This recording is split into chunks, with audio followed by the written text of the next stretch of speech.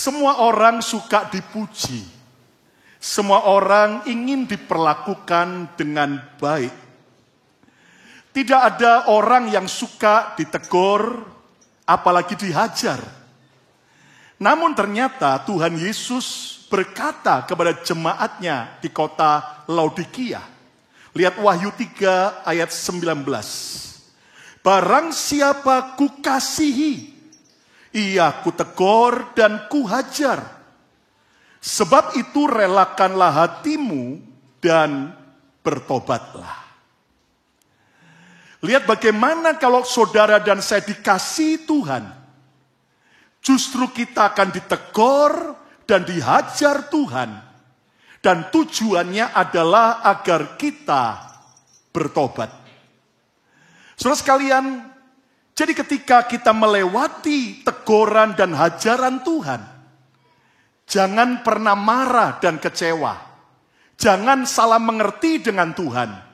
Semua pasti tujuannya bagi kita mendatangkan kebaikan. Yang mengerti, katakan amin. Nah, tema khotbah saya hari ini adalah rela bertobat. Saudaraku, ayat ini dalam konteks diucapkan oleh Tuhan. Barang siapa kukasihi, ia kutegur dan kuhajar. Ini bukan kepada orang yang belum percaya Yesus. Namun ini ayat ditujukan kepada jemaat Tuhan di kota Laodikia yang ada di Turki pada waktu itu. Ayat ini merupakan sebuah nasihat untuk kita punya kerelaan bertobat. Dan tahukah Anda bahwa pertobatan adalah harga mati dalam kekristenan? Ayo coba yang online coba ketik dan semua katakan pertobatan adalah harga mati dalam kekristenan. Ucapkan 2, 3. Saudaraku, tidak peduli siapapun saudara. Kalau ada saudara yang belum percaya Yesus, biar kita mau bertobat. Namun bagi kita yang sudah percaya Yesus, apakah Anda baru terima Yesus ataukah Anda sudah berpuluh-puluh tahun ikut Yesus? Apakah Anda cuma jemaat biasa ataukah Anda pelayan Tuhan, bahkan hamba Tuhan? Berita pertobatan ini adalah ditujukan Tuhan buat semua kita yang setuju. Katakan amin. Saudara, apalagi hari-hari ini. Mari kita lihat betapa ada banyak skandal-skandal, kejatuhan-kejatuhan orang percaya, hamba Tuhan, dan itu mempermalukan dan jadi aib dalam kekristenan. Jadi saya semakin sadar kenapa ini ayat ditujukan kepada orang percaya yang ada di Laodikia hari itu. Karena Tuhan mau semua kita terus bertobat setiap hari. Yang setuju, kita beri tepuk tangan yang meriah bagi Tuhan Yesus. Mengapa kita perlu bertobat? Karena pertobatan adalah awal dari pemulihan segala sesuatu. Jika Anda mau pernikahan Anda dipulihkan, ekonomi, pekerjaan, kesehatan, pelayanan kita mau dipulihkan, maka kita harus mau rela untuk bertobat. Pertobatan adalah awal dari sebuah kebangkitan besar. Kalau Anda mau alami pemulihan kebangkitan besar, mari tidak perlu lihat orang lain, pasangan Anda, orang tua, atau anak Anda. Namun kita sendiri yang harus rela bertobat. Jemaat di Laodikia di Turki waktu itu adalah jemaat yang dicintai Tuhan. Sehingga Tuhan mengirimkan pesan itu. Dan coba kita akan baca kembali dalam Wahyu 3 ini, saudaraku. Mari kita lihat, coba baca sama-sama dengan suara yang nyaring. 2, 3. Barang siapa kukasihi, apa? Ia kutegur dan kuhajar. Sebab itu relakanlah hatimu dan apa? Bertobatlah. Jadi kalau saudara dicintai Tuhan, memang dia jawab doa kita. Memang dia cukupkan kebutuhan kita. Namun kalau kita dicintai Tuhan, Tuhan juga mau menegur dan mengajar kita. Nah, saya amati bagaimana cara Tuhan menegur dan menghajar orang-orang yang dicintainya. Tuhan bisa menegur melalui suara Tuhan yang tajam. Saudara, kalau Anda baca dalam Wahyu 3 ini, sampai keras sekali, tajam sekali Tuhan ngomong, aku akan memuntahkan engkau. Maaf kata saudaraku, ini kalimat yang sangat kasar. Tetapi saudara sekalian, ini berbicara bahwa Tuhan memakai suara Tuhan yang tajam untuk menegur kita. Bersyukur atas khotbah-khotbah yang menguatkan, menghiburkan. Namun jangan tolak ketika engkau mendengar khotbah-khotbah yang keras, yang menegur, yang menemplak, yang tajam. Orang seringkali hanya mau mendengar apa yang dia suka dengar. Tapi seringkali untuk kita benar-benar dalam jalur kehendak Tuhan, kita harus mau menerima firman Tuhan yang tajam. Itu sebabnya ketika Anda baca Alkitab, Anda dengar khotbah, Anda dengar nasihat orang lain, ternyata jangan berpikir dan bermental seperti hakim. Waduh, ini ayat, ini khotbah cocok untuk mertuaku. Wah, ini ayat cocok untuk pasanganku. Wah, ini ayat cocok untuk temanku itu. No. Namun bermentallah setiap kali Anda dengar firman, baca Alkitab, seperti Anda di depan cermin, di depan kaca. Maka itu akan menunjukkan apa hal-hal yang harus kita bertobat. Yang mengerti, katakan amin. Bagaimana cara Tuhan menegur dan menghajar? Melalui masalah demi masalah yang terjadi. Bisa melalui kegagalan demi kegagalan yang kita alami. Bisa melalui kecelakaan, eksiden yang kita tidak pernah duga. Mungkin keributan atau mungkin penyakit. Nah, saudara sekalian, itu adalah masalah-masalah yang karena Tuhan mau memberikan nasihat, teguran, dan hajaran. Dan saudara sekalian, memang tidak semua masalah karena kesalahan kita. Namun melewati masalah-masalah itu ada pembelajaran supaya kita rela bertobat. Berikutnya juga Tuhan menegur melalui rasa sakit yang datang. Mungkin Anda dikecewakan, Anda dikhianati, Anda tiba-tiba ditipu, difitnah, dimusuhi. Bahkan Anda berdoa, lalu kemudian doamu tidak dikabulkan dan Anda mengalami penundaan. Rasa sakit, saudaraku. Nah, ini merupakan teguran dan hajaran yang Tuhan berikan kepada orang yang dicintainya. Sekali lagi, saudaraku, kalau kita dicintai Tuhan, kita harus siap menerima teguran dan hajaran Tuhan. Siapa percaya kita dicintai Tuhan? Yang percaya lambaikan tangan saudara. Ucapkan bersama saya dicintai Tuhan. Ayo lebih keras, saya dicintai Tuhan. Yang percaya tepuk tangan yang meriah bagi Tuhan Yesus. Pertanyaannya, mengapa saya sudah percaya Yesus, namun saya harus bertobat, harus rela bertobat? Jawaban dari jemaat Laodikia. Mengapa kita perlu bertobat? Saat kita hidup suam-suam. Saudara sekalian, lihat dalam Wahyu 3 ayat 15-16. Tuhan berkata, aku tahu segala pekerjaanmu. Engkau tidak dingin dan tidak panas. Alangkah baiknya jika engkau dingin atau panas. Ayat 16, jadi karena engkau suam-suam kuku, tidak dingin atau panas, aku Tuhan akan memuntahkan engkau dari mulutku. Saudara sekalian, ternyata kapan kita perlu bertobat? Saat kita suam-suam. Nggak dingin, nggak panas, alias hangat-hangat. Waktu saya baca ayat ini, saya sempat argumentasi dengan Tuhan. Tuhan, loh justru kalau kita minum kopi, minum teh, kan bagusnya jangan yang terlalu panas. Atau yang terlalu dingin. Yang paling enak, bagi Anda para peminum kopi, yang paling enak itu apa? Yang apa? Hangat. Kenapa? Karena itulah saat terbaik untuk minum kopi. Lah kenapa kok sampai justru waktu suam-suam, hangat-hangat akan dimuntahkan? Saudara sekalian, saya masih ingat waktu tahun 2000 awal, pengalaman saya baru datang ke Amerika bulan Maret, saya ternyata punya banyak hal yang tak ku mengerti. Dan saya harus cepat belajar. Saya ingat waktu itu saya harus khotbah di kebaktian anak muda di New York. Sementara ditinggal di rumah seorang hamba Tuhan, saya lagi bongkar-bongkar koper saya sudah ketemu Alkitab saya mau cari tas Alkitab saya, enggak ketemu.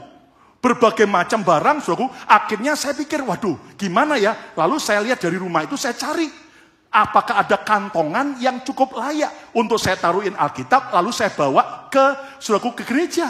Nah rupanya saya lihat ada satu kantongan saudaraku.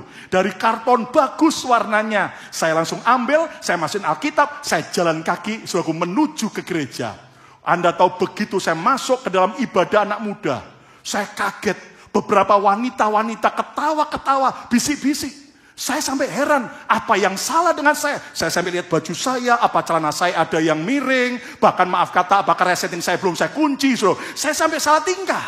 Sampai akhirnya saya penasaran tanya sama sebelah saya, kenapa kok pada ketawa semua?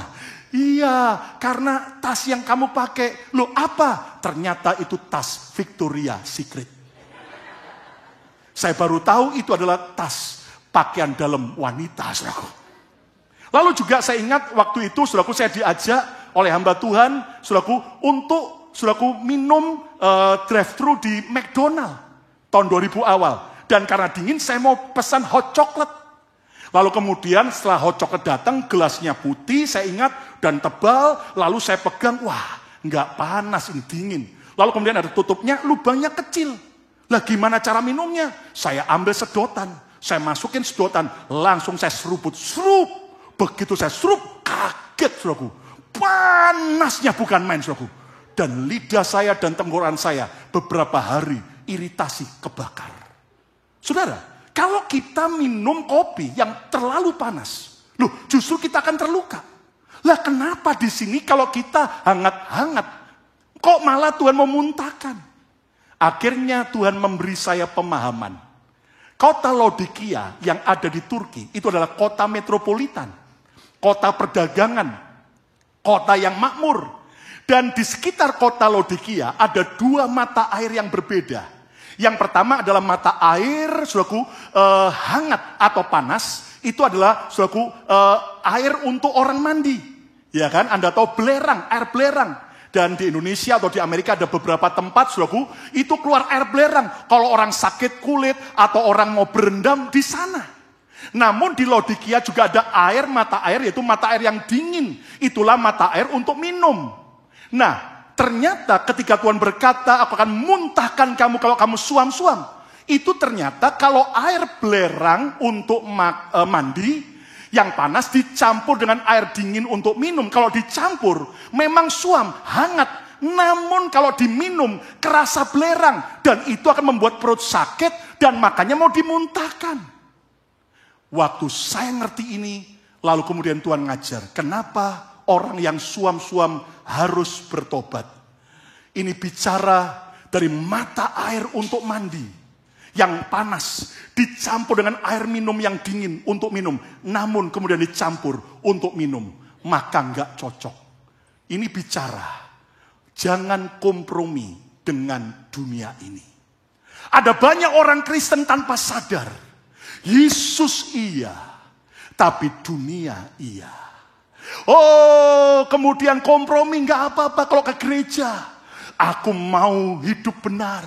Namun saat pulang ke rumah, saat kerja, Senin sampai Sabtu, cara dunia pun dihajar. Mencuri sedikit-sedikit, nggak jujur, nipu juga nggak apa-apa. Yang penting kan saya ke gereja, tetap percaya Yesus. Nah itu adalah gambaran Kristen yang suam-suam. Mencampurkan antara dunia dan sorga. Ada juga orang yang berprinsip, nggak apa-apa zaman modern sekarang, ya kan? Yang namanya pernikahan sejenis suka sama suka, nggak apa-apa. Yang penting kan tidak merugikan orang lain, nggak sampai mengganggu orang lain. Dan ini adalah sebuah teori yang akhirnya dicampurkan.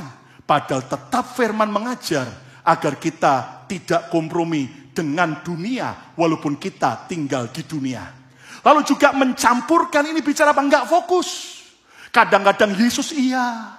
Kalau Yesus gak sembuhkan, ya masih ada suhu-suhu, masih ada dewa-dewa yang juga katanya alternatif bisa menyembuhkan. Kalau ini gak bisa nolong, Yesus gak bisa nolong, ya udah saya pakai cara ini. Nah ini adalah kompromi, ini suam-suam, asal-asalan ikut Yesus. Gak semangat, loyo-loyo, yang penting saya tetap percaya Yesus. Nah hari ini, kalau kita dalam keadaan suam-suam, jangan sampai kita dimuntahkan. Kita harus bertobat dan rela bertobat. Yang mau rela bertobat, tepuk tangan yang meriah bagi Tuhan Yesus.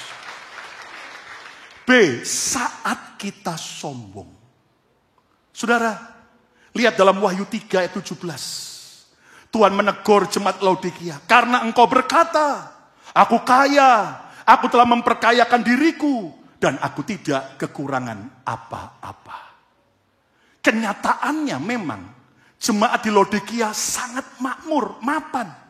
Karena mereka banyak pedagang kain terkenal. Juga dipercaya bahwa di Laodikia terkenal dengan balsem untuk membuat mata yang sakit jadi sembuh. Jadi saudaraku, mereka adalah orang-orang yang kaya.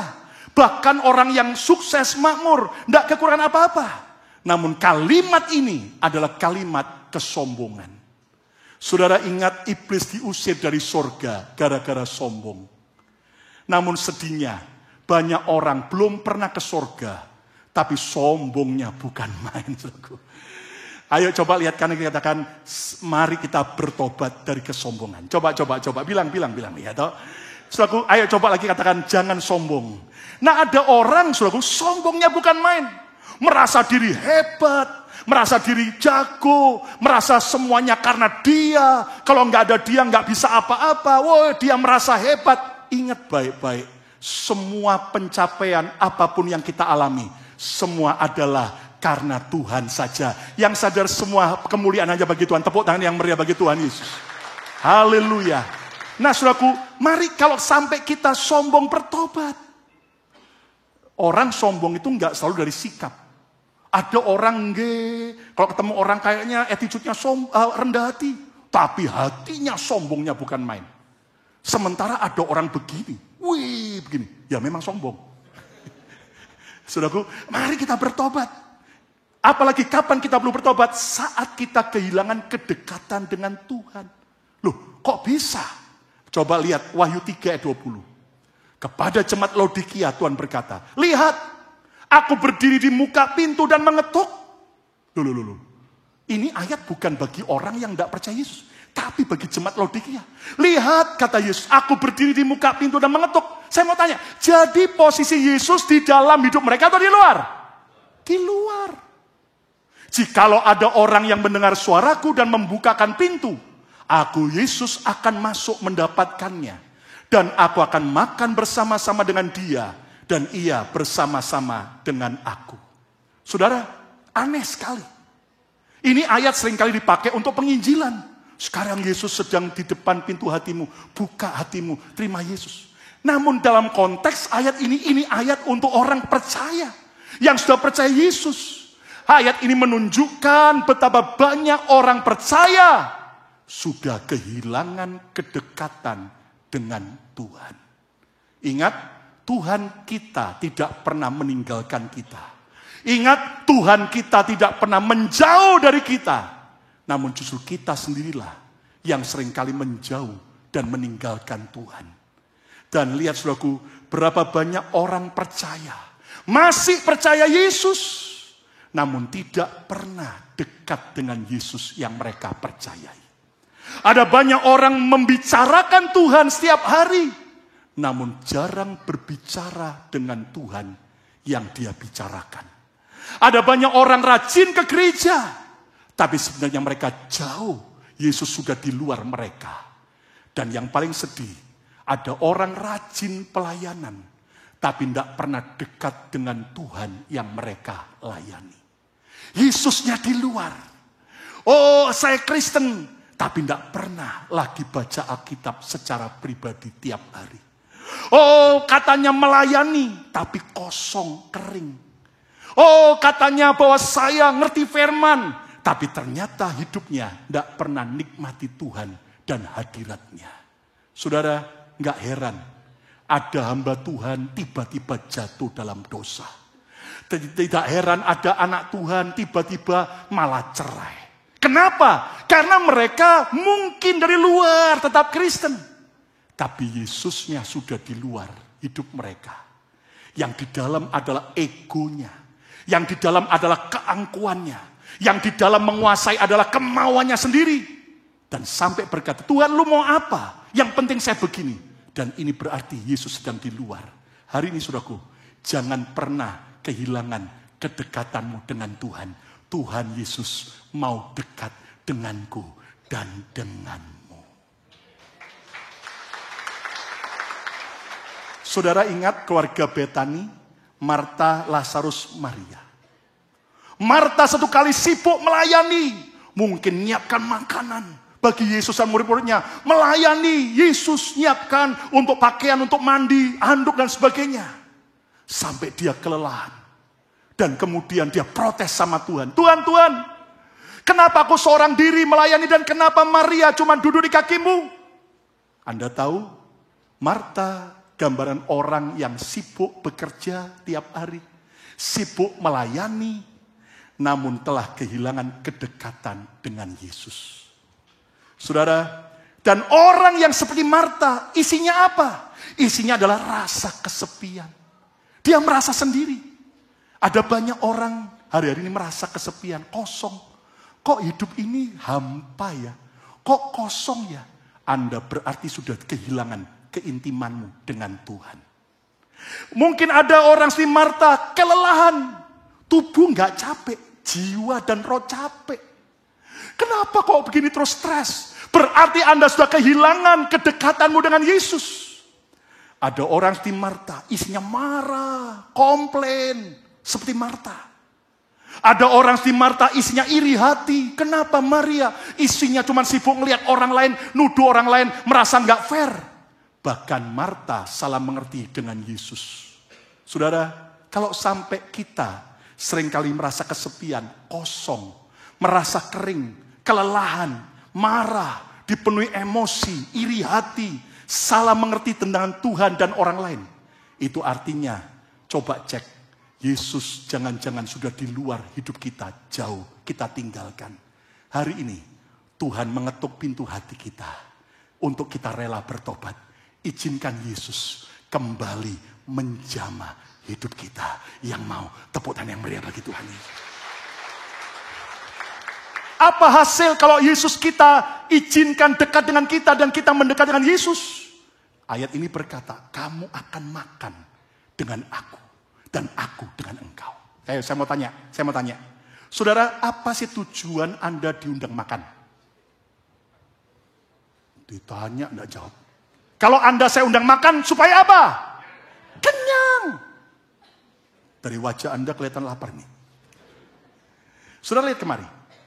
Kalau kita dekat dengan Tuhan, nggak bakal kelaparan lagi. Kita kenyang. Nggak cuma dengan soal jasmani, namun kenyang dengan hadirat Tuhan. Kenyang dengan kebahagiaan. Kenyang dengan yang namanya damai dan sukacita. Kenyang yang namanya dengan kehadiran Tuhan. Siapa mau kenyang dengan Tuhan tiap hari? Teruslah mendekat dengan Tuhan. Tepuk tangan yang meriah bagi Tuhan. Nah, jadi ternyata kapan kita perlu bertobat? Saat kita, saudaraku, sedang dalam keadaan, yaitu saudaraku, hidup suam-suam, kompromi, tidak lagi semangat ikut Tuhan. B, saat kita dalam keadaan sombong. C, saat kita telah kehilangan kedekatan dengan Tuhan. Coba renungkan hidup kita hari ini. Bagaimana kondisi hidup kita? Dan kalau sampai ada di antara satunya, ayo kita rela bertobat. Nah, respon benar saat ditegur dan diajar Tuhan itu apa? Yang pertama, jujur terhadap keadaanmu. Kita harus jujur. Lihat Wahyu 3 ayat 17. Karena engkau berkata, aku kaya, aku telah memperkayakan diriku, aku tidak kekurangan apa-apa. Lihat, hidup dalam kesombongan, Yesus langsung ngomong gini. Dan karena engkau tidak tahu bahwa engkau melarat, malang, miskin, buta, dan telanjang. Jemaat Laodikia secara materi berlimpah. Namun ternyata mereka melarat soal hadirat Tuhan. Mereka malang karena mereka jauh dari Tuhan. Mereka miskin kebahagiaan. Anda harus tahu ya, memang uang menjanjikan kebahagiaan. Memang gak ada uang, susah. Loh ya apa ya? Tapi uang tidak menjamin orang bahagia. Buktinya berapa banyak orang punya segalanya, namun gak bahagia. Tapi hari ini, saya dan saudara yang punya Yesus, kita orang-orang yang paling bahagia. Siapa orang paling bahagia? Tepuk tangan yang lebih meriah lagi. Haleluya. Ada banyak orang buta. Nggak ngerti rencana Tuhan. Sudah nggak lagi pernah mendengar suara Tuhan. Nyanyi nggak rasa apa-apa. Baca Alkitab kayak lewat lalu aja, nggak ngalami apa-apa. Karena sedang buta rohani. Ada banyak orang juga telanjang. Pakaiannya bagus. Semuanya oke penampilannya. Atas di blonde, ya kan. Bawah, saudaraku, semuanya oke. Tapi telanjang secara rohani. Nah, kita belajar. Kita harus jujur dengan Tuhan. Kita harus jujur dengan diri kita sendiri. Dan jujur dengan orang lain. Orang yang hidup pakai topeng, kepura-puraan, hidupnya berat dan tersiksa. Betul, saudaraku?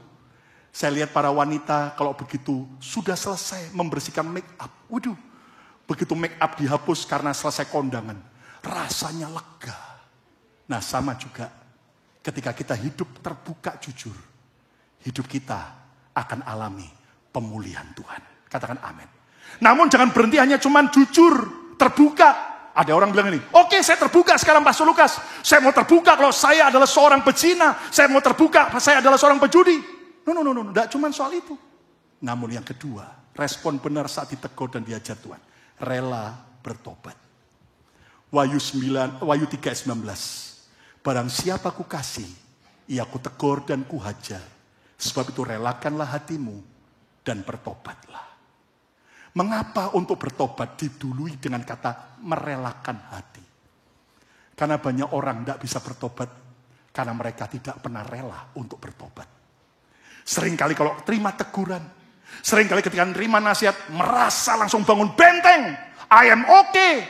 Ini bukan aku, itu orang lain, itu orang lain. Lalu sibuk menyalahkan. Tapi hari ini kita harus rela bertobat. Bukan orang lain dulu, bukan pasangan kita dulu. Bukan orang lain yang harus bertobat. Saya dulu yang harus bertobat. Yang mau bertobat, tepuk tangan yang meriah bagi Tuhan Yesus. Bertobat artinya adalah perubahan hidup. Akui dan tinggalkan dosamu. Bereskan dosamu. Bertobat bukan hanya sekedar penyesalan dan pengakuan dosa. Namun perubahan hidup secara radikal. Sedihnya ada banyak orang berpikir, kalau aku di gereja nangis, minta ampun, itu artinya aku sudah bertobat. Belum, itu baru setengah pertobatan. Pertobatan sejati artinya adalah perubahan hidup. Tadinya kita berjudi, sekarang kita belajar jauh judi. Tadinya kita orang yang suka ngomong kotor, sekarang berkata-kata yang baik.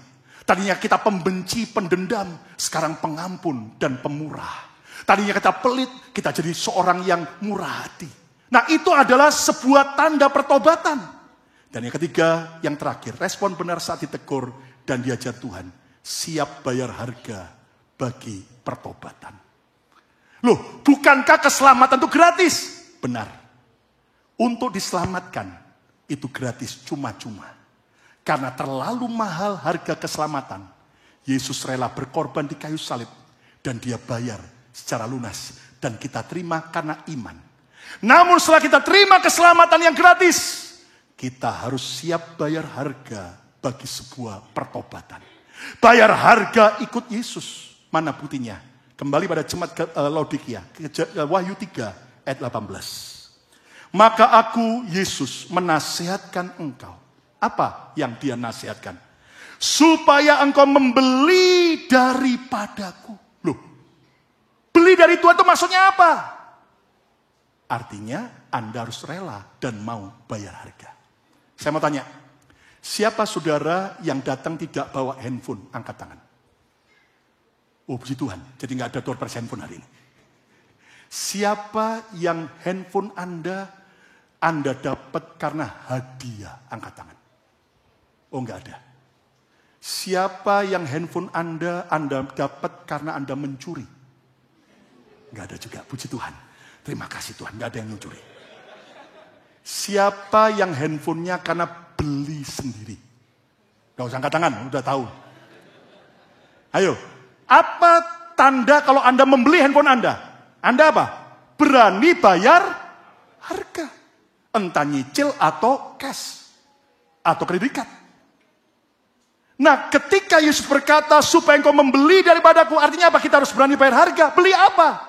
Emas yang telah dimurnikan dari dalam api, agar engkau menjadi kaya. Dan juga pakaian putih, supaya engkau memakainya, agar jangan kelihatan ketelanjanganmu yang memalukan. Dan lagi minyak untuk melumas matamu, supaya engkau dapat melihat. Saudara, dari ayat ini, kita harus siap bayar harga bagi pertobatan kita. Beli apa? Bayar apa? 3 hal. Yang pertama, emas murni. Emas murni gambaran iman yang dimurnikan. Anda tahu emas itu awalnya ditemukan masih campur dengan kotoran. Campur dengan berbagai logam-logam yang lain. Untuk supaya dimurnikan, dibakar. Sampai betul-betul, saudaraku, terjadi pemisahan, dibersihkan. Nah, iman percaya kita juga ikut Yesus harus murni. Saya tahu terkadang kita ke gereja, tujuan awalnya enggak murni. Ada yang ke gereja supaya dapat judu. Karena konon katanya, para wanita di BMC cantik-cantik. Ibu-ibu kok enggak ada yang amen sih? Para wanita kok enggak ada yang amen? Gembala Anda memberkati Anda, amen? Iya, para wanita di gereja ini cantik-cantik. Yang merasa dirinya cantik, tepuk tangan yang meriah bagi Tuhan Yesus. Yang merasa jelek, tepuk tangan yang meriah bagi Tuhan. Gak ada. So. Wih, terkenal. Wow, jemaat BMC itu cantik-cantik. Iya, cantik-cantik. Baik yang muda-muda sampai yang AI. Dan sehingga datangnya awalnya ke gereja mau cari jodoh. Jadi sambil nyembah Tuhan, matanya jelalatan. Lihat kanan, lihat kiri. Wih, aku suka itu. Dideketin. AI ternyata, saudara. Dari belakang kayaknya, wah menarik. Dideketin, AI. Ya udah. Didekat lagi, wah ini cantik. Ternyata isinya Pastor Lukas, gak boleh, saudara, awas ya. Lalu kemudian ada, nah mungkin awalnya kita ke gereja ikut Yesus karena motivasi yang tidak benar. Mungkin supaya aku kenal sama para agent, supaya aku kenal sama para pengusaha yang lain, supaya nanti ada kedekatan bisnis deal dan sebagainya. Supaya saya dapat kerjaan.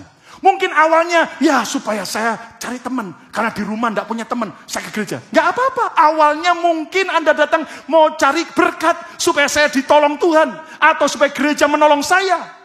Tapi sejak Anda ikut Yesus, kita harus mau dimurnikan. Motivasi kita harus murni. Ikut Yesus bukan lagi karena berkat. Diberkati maupun belum diberkati. Aku tetap cinta Tuhan. Tepuk tangan yang meriah bagi Tuhan Yesus. Ditolong maupun tidak ditolong. Gereja apakah menolong aku ataupun tidak. Aku tetap cinta Yesus. Katakan amin. Apakah doaku dikabulkan atau tidak. Aku tetap cinta Yesus. Nah ini adalah iman yang terus dimurnikan. Dan ini perlu bayar harga. Dan ini perlu sebuah pengorbanan. Saat engkau dikecewakan. Apakah kau tetap berkata, aku mau tetap setia. Saudara, di luaran kadang-kadang ada berita-berita provokasi maupun hoax. Katanya, oh Pastor Lukas tuh ternyata sekarang gak mau nolong orang kalau sakit. Wah digeletain. Ya kan? Nanti gereja lain yang nolong. Saudara, saya gak terlalu banyak bicara. Dikit-dikit harus diposting. Padahal ada banyak jemaat maupun bukan jemaat. Ketika mereka sedang mengalami pergumulan soal sehat dan sebagainya, kita tolongi dari awal. Kita bantu semaksimal mungkin. Namun kadang-kadang, saudaraku, ada yang begini-begini. Saya nggak ada masalah. Yang penting kita murni. Melayani juga bukan karena uang, bukan karena jabatan, bukan karena supaya saya terima ini. Namun kita melayani karena cinta Tuhan. Dan percayalah, kalau kita murni, Tuhan akan disukakan. Tepuk tangan yang meriah bagi Tuhan Yesus. Membeli apa lagi? Pakaian putih alias hidup kudus. Saudara, di rumah kan Anda punya berbagai warna pakaian. Saya mau tanya, yang lebih sulit mana? Memelihara pakaian warna putih atau warna hitam? Putih. Kenapa? Karena kalau pakaian putih, kena kotor dikit, ketumpahan makanan, waduh kelihatan. Saya punya kaos putih, tangan panjang, kesukaan saya. Saya ingat satu kali saya lagi lagi servis mobil, karena dingin ada teh gratis, ya kan, di tempat menunggunya. Jadi saya sambil minum lagi sibuk dengan handphone. Nggak taunya sengaja ketumpah, nggak sengaja ketumpah, kena bak tangan kaos kayak, waduh, Bukan cuma panas, tapi ternyata tumpah. Saya kaget, aduh kotor, ini kaos kesayangan saya putih. Saya pergi ke kamar mandi. Pakai sabunnya yang ada di sana, saya kucek. Tetap tidak hilang noda tehnya. Waduh, saya sayang sama kaos ini. Ini kesukaan saya, kalau sampai ini nggak bisa dipakai, gimana caranya? Ketika saya karena cinta dengan baju putih itu, maka saya cari tahu. Saya mulai Google, saya mulai cari di YouTube, bagaimana cara menghilangkan noda teh. Ternyata ada beberapa. Singkatnya, akhirnya saya ikuti, saya simak, saya catat. Oh ternyata, ambil 3 sendok cair, yaitu sabun cair, lalu kemudian dicampur dengan 3 sendok, yaitu saudaraku, ya saya lupa lah ya kan, pokoknya gitu ya. Nanti aja tanya saya pribadi ya dong. Lalu kemudian dicampur, ya baking soda. Campur, lalu kemudian nanti bagian yang ada stainnya itu direndam 30 menit. Begitu selesai 30 menit, keluarkan, cuci lagi, tambahin deterjen yang bubuk. Cuci, akan hilang. Nah, karena saya sayang dengan pakaian putih saya itu, saya nggak mau sampai saya buang. Saya lakuin satu demi satu, saya detail. Sampai tak tungguin, sampai lihat 30 menit. Begitu pas, saya cuci. Ternyata benar. Bersih hilang. Noda tehnya hilang. Tahukah Anda? Tuhan mau kita bayar harga untuk pakaian putih kita hidup dalam kekudusan. Percayalah saat kita bertobat sungguh-sungguh. Saat kita mau dikuduskan. Kita mau mentaati apapun yang Tuhan katakan supaya saya suci. Maka dosa kita merah setikan kernisi pun akan putih seperti salju. Yang percaya, tepuk tangan yang meriah bagi Tuhan. Yang berikutnya, beli minyak pelumas mata. Hidup dipimpin Roh Kudus. Kota Laodikia menghasilkan selain pakaian kain yang bagus, tapi juga balsem untuk mengobati sakit mata. Dan ini bicara mata adalah penglihatan, visi, tujuan hidup. Mata bicara tentang apa yang kita pandang, cara kita melihat hidup, cara kita melihat persoalan. Kita perlu dilumas dengan Roh Kudus. Kita perlu dipimpin Roh Kudus, sehingga tujuan hidup kita mulia dan benar. Yang mau membeli dan mau bayar harga. Ayo tepuk tangan yang meriah bagi Tuhan Yesus. Saudara, lebih baik kita mantan penjahat, tapi bertobat dan dipulihkan, daripada mantan orang benar, namun jadi penjahat. Pada waktu Presiden Amerika, Richard Nixon, berkuasa, ada seorang pengacara hebat bernama Chuck Colson. Orang ini brilian sekali. Cara pikirnya luar biasa. Sampai akhirnya dia terlibat di politik dan diangkat oleh Presiden Richard Nixon. Jadi penasehat presiden utama. Bukan hanya karena ide-idenya brilian. Tapi karena Chuck Colson ini rela melakukan yang legal maupun yang ilegal. Demi mencapai kepentingan dan keinginan presiden. Apapun dia kerjakan. Maka Presiden Nixon betul-betul mempercayai sebagai penasihat utama. Sampai akhirnya Chuck Colson terbukti bersalah dalam skandal Watergate yang membuat dia masuk ke dalam penjara. Orang mencaci maki Chuck Colson. Beritanya jelek. Penasehat yang menjerumuskan bla bla bla bla. Sampai Richard Nixon, Presiden Amerika waktu itu harus resign, mengundurkan diri. Yang menarik, sekitar 1974, di dalam penjara, Chuck Colson bertobat terima Yesus. Dia bertobat sungguh-sungguh. Walaupun berita pertobatannya diketawain banyak orang, diejek. Itu cuman hanya untuk meringankan tahanan atau hukuman, bla bla bla, hanya kamuflase. Tapi ternyata di penjara itu, Chuck Colson betul-betul bertobat. Dia mau hidup baru, hidup benar. Apa yang terjadi pada waktu dia mau keluar dari penjara, masa hukuman selesai. Dia bilang pada teman-teman sepenjaranya, aku terima Yesus gara-gara kalian yang membimbing. Dan aku tidak akan pernah lupakan kalian.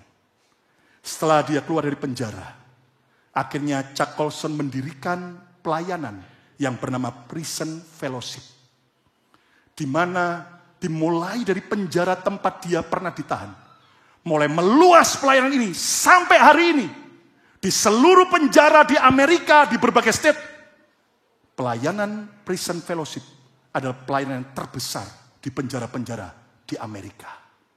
Dan yang menarik, disurvei bahwa para narapidana penjahat yang ditahan, kalau mereka aktif ikut Prison Fellowship yang dirintis oleh Chuck Colson ini, ternyata waktu mereka keluar dari penjara, rata-rata tidak pernah masuk penjara lagi. Alias mereka bertobat. Sebaliknya orang narapidana yang tidak mau ikut aktif di Prison Fellowship, mereka rata-rata bolak-balik masuk penjara karena kembali lakukan kriminal. Dan akhirnya Chuck Colson meninggal. Namun saya percaya waktu dia meninggal, sorga menyambut dia. Dari mantan seorang yang jahat, namun akhirnya hidupnya berdampak. Bukan hanya karena dia masuk penjara, tapi dia bawa banyak orang di penjara terima Yesus, bertobat kepada Yesus. Tepuk tangan yang meriah bagi Tuhan Yesus. Hari ini, bagaimana dengan kita? Kesimpulannya, pertobatan sejati merupakan awal bagi terjadinya kebangkitan. Kapan kita perlu bertobat? Saat kita hidup suam-suam. Hari ini kalau engkau sedang kompromi dengan dosa, kalau engkau sedang malas-malesan, asal-asalan ikut Yesus, mari kita bertobat. Yang kedua, B, saat kita sombong. C, saat kita kehilangan kedekatan dengan Tuhan. Di mana posisi Yesus? Di luar hidupmu ataukah di dalam hidupmu? Jarang ngobrol dengan dia ataukah Anda intim dengan dia? Dan respon benar saat Tuhan tegur dan hajar kita. Yang pertama, jujur terhadap keadaan. Buka semua topeng kita, belajar jujur dengan Tuhan, diri sendiri dan orang lain. Yang kedua, rela bertobat. Kita mau sungguh-sungguh bukan hanya di bibir, tapi ada perubahan radikal. Dan yang ketiga, siap bayar harga bagi pertobatan. Belilah emas yang dimurnikan, iman yang makin murni. Ikut Yesus bukan karena berkat, namun karena cinta Yesus. Ikut Yesus bukan karena fasilitas, namun karena kita cinta Yesus. Diberkati atau belum diberkati, aku tetap ikut Yesus. Yang kedua, rela bertobat. Dan yang ketiga, siap bayar harga bagi pertobatan. Belilah emas murni, belilah, saudaraku, pakaian putih. Kita mau terus dikuduskan, taati firman Tuhan. Dan kita juga beli minyak untuk melumas mata, agar kita mau hidup dipimpin Roh Kudus. Siapa hari ini mau diubah Tuhan dan mau bertobat, yang mau tepuk tangan yang meriah bagi Tuhan Yesus?